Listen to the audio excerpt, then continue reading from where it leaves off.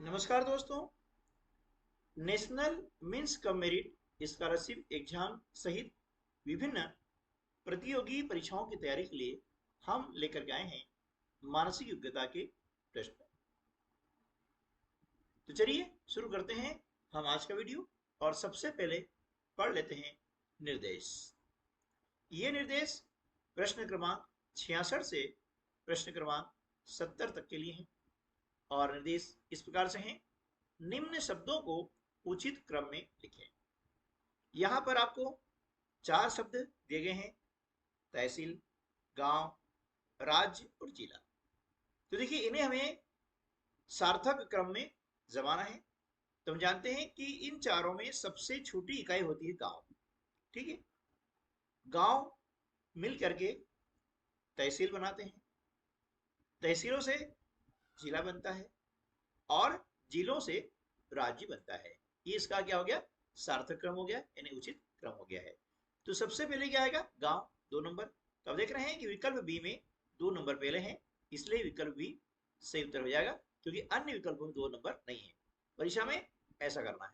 लेकिन इसको हम थोड़ा सा समझ लेते हैं कि देखिए, गांव, गांव के बाद में क्या है? तहसील, 1 नंबर। तहसील के बाद में आता है जिला और जिले के बाद में आता है राज्य। ठीक है, अगला प्रश्न है नाश्ता, स्कूल, नहाना और जागना। अब इनमें उचित क्रम क्या है? तो देखिए, चारों में सबसे जो पहले काम होता है वो क्या होता है? जागना। सबसे पहले हम जागते हैं, उसके बाद क्या करते हैं? नहाने का कार्य करते हैं, नहाने के बाद नाश्ता करते हैं और नाश्ता करके स्कूल जाते हैं। तो सही क्रम क्या हो जाएगा? जागना पहले आएगा। अब देखिए, ऑप्शन नंबर ए और डी में 4 नंबर है, यानी बी और सी इसका उत्तर नहीं हो सकता है। अब देखते हैं, जागने के बाद क्या होता है? नहाना। नहाना 3 नंबर, सेकंड पे आएगा। अब यहाँ डी में देख रहे हैं, यहाँ पर 2 नंबर है, यानी हमारा सही उत्तर क्या आ जाएगा? विकल्प ए। ठीक है, तो जागना, नहाना, उसके बाद नाश्ता और फिर स्कूल, ये क्रम होगा। अगला प्रश्न है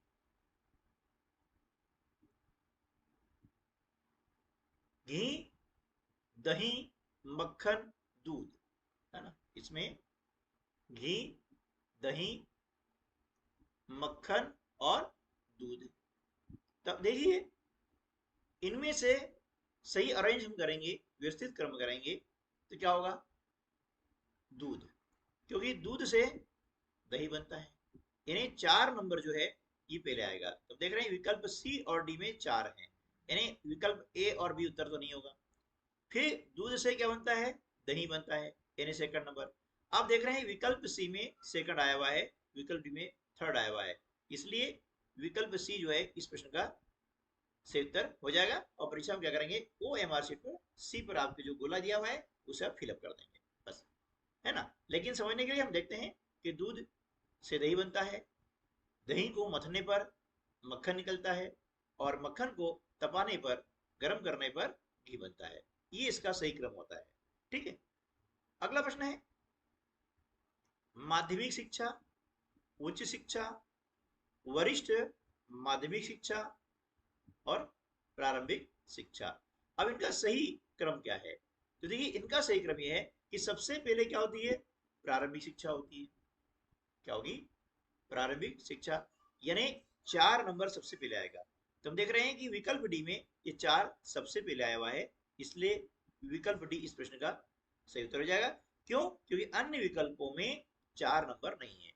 ठीक है, तो परीक्षा में विवेचना करें और ओ एम आर शीट पर दिए गए गोले को फिलअप करें और आगे बढ़ जाएं। लेकिन यह क्रम हम देख लेते हैं। प्रारंभिक शिक्षा, उसके बाद में आती है माध्यमिक शिक्षा। ठीक है, क्या आती है?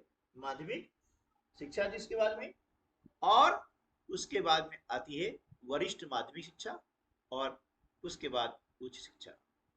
ठीक है, अगला प्रश्न है कलयुग, सतयुग, त्रेता युग और द्वापर युग।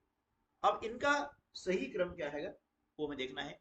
तो देखिए, सबसे जो पहले आता है वो आता है सतयुग आता है। क्या आता है?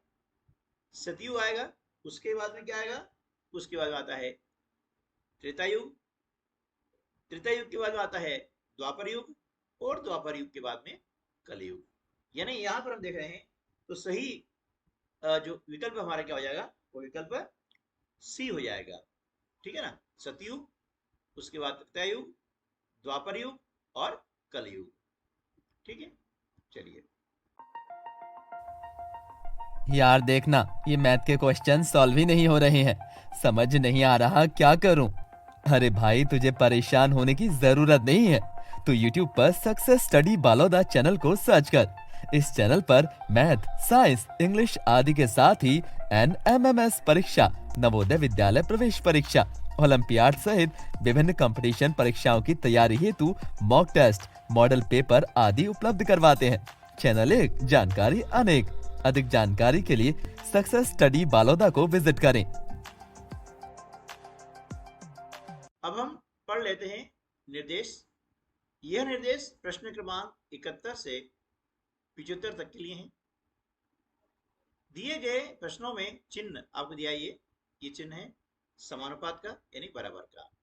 के बाईं ओर लिखें युगल शब्दों में परस्पर संबंध है, और ऐसा ही संबंध चिन्ह समानुपात के दाहिनी ओर शब्दों में है, तो सही विकल्प चुनिए। देखिए, ये यहाँ पर चिन्ह है समानुपात का है। ठीक है, और इसके जो बाईं ओर है यानी इस तरफ, अब देख रहे हैं ये बाईं तरफ है, तो यहाँ पर कुछ शब्द दिए गए हैं, इन शब्दों में परस्पर संबंध है। अब संबंध क्या है आपको याद करना है, और वही संबंध इस चिन्ह के दाहिनी ओर के शब्द हैं उनमें होगा। तो इनमें से एक शब्द आपको दिया जाएगा, दूसरा आपको विकल्पों में से सही विकल्प का चयन करना है। कैसे, देखिए प्रश्न क्रमांक 71 में आप दिया है रेलगाड़ी, रास्ता, है ना। तो रेलगाड़ी और रास्ते में क्या संबंध है वो आपको देखना है। ठीक है, फिर नाव, और यहाँ क्या आएगा ये आपको बताना है। तो देखिए, रेलगाड़ी जो है वह रास्ते पे चलती है, रेल का रास्ता बना होता है, उस पर चलती है। तो इसी प्रकार से नाव कहाँ चलेगी, नाव पानी में चलेगी। तो विकल्प बी जो है इस प्रश्न का सही उत्तर हो जाएगा। अगला जो प्रश्न है, ट्रक, डीजल, और उसके बाद दिया है स्कूटर और क्या, है ना। तो देखिए, ट्रक और डीजल में क्या संबंध है। ट्रक जो है वह डीजल से चलता है, ट्रक से चलता है, डीजल से चलता है। इसी प्रकार स्कूटर किससे चलेगा, तो स्कूटर पेट्रोल से चलता है। तो विकल्प डी जो है इस प्रश्न का सही उत्तर होगा। अगला प्रश्न है सूर्य और प्रकाश, फिर पेड़ और क्या। तो देखिए, जिस प्रकार से हमें सूर्य से प्रकाश प्राप्त होता है, ठीक है, ठीक उसी प्रकार पेड़ से हमें ऑक्सीजन प्राप्त होता है। इसलिए इस प्रश्न का सही उत्तर हो जाएगा ऑक्सीजन। अगला जो प्रश्न है,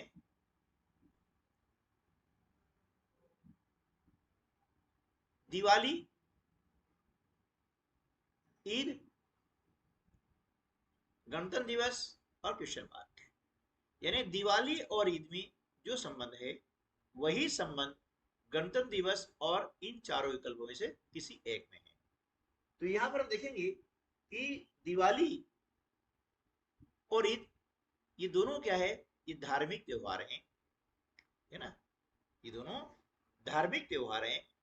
इसी प्रकार से गणतंत्र दिवस और इनमें से आपको दिया गया है स्वतंत्रता दिवस। तो हम देखेंगे कि विकल्प सी इस प्रश्न का सही उत्तर होगा, क्योंकि गणतंत्र दिवस और स्वतंत्रता दिवस ये दोनों ही राष्ट्रीय पर्व हैं, राष्ट्रीय त्योहार है। ठीक है, जो कि पूरा राष्ट्र मनाता है। इसमें धर्म, जाति या स्थान का कोई बंधन नहीं होता है। जबकि दिवाली और ईद ये धार्मिक त्योहार हैं, धर्म विषय से संबंधित त्योहार होते हैं। जबकि राष्ट्रीय पर्व ने राष्ट्रीय त्योहार होते हैं, वे किसी धर्म विशेष से संबंधित नहीं होते हैं। ठीक, अगला प्रश्न है दिल्ली और भारत। ठीक है, तो दिल्ली और भारत में जो संबंध है वही संबंध टोक्यो और इनमें से किसी एक विकल्प के साथ में है। तो देखिए कि दिल्ली और भारत में क्या संबंध है। तो दिल्ली जो है वह भारत की राजधानी है। दिल्ली भारत की राजधानी है।